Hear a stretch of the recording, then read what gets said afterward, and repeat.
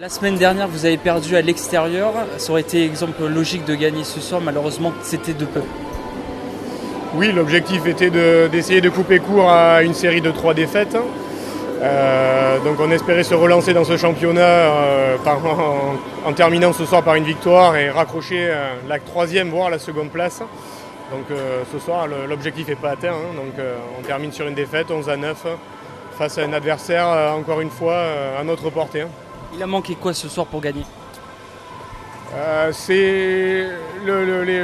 Au niveau du jeu, on ne peut pas dire qu'on n'est pas dedans. Concrètement, on fait jeu égal avec cette équipe. On se crée beaucoup d'occasions, beaucoup de zones plus.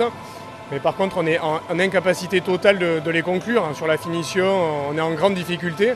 Je n'ai pas les statistiques en tête, je n'ai pas encore regardé la feuille. Mais je pense que une des clés du match, c'est jouer à ce niveau-là. On a vu beaucoup de barres transversales de poteaux, il a manqué vraiment de peu. Pour le prochain match, après défensivement ça a été bon aussi. Il y a eu des bonnes défenses, un bon pressing aussi. En défense, on a commencé en intervalle. On a été sur les 2 premières périodes en intervalle. On a vu que quand même il y avait quelques difficultés à la mettre en place. Donc on est passé donc en pressing sur la 3e et 4e période. Globalement, c'est peut-être pas là où on pêche, même si on prend quelques fautes un peu bêtes.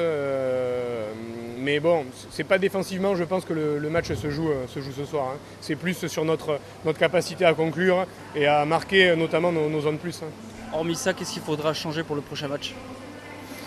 Il va falloir continuer à travailler sur la finition. Il n'y aura pas de secret. Physiquement, on est à peu près, on est prêt. Défensivement, on est à peu près en place. Mais par contre, voilà, sur la finition, la précision des passes, la précision des shoots, les secteurs de shoot. Voilà, ce soir, il y a de grosses lacunes, même si on a eu un regain, on va dire, sur la 3e période où on passe devant.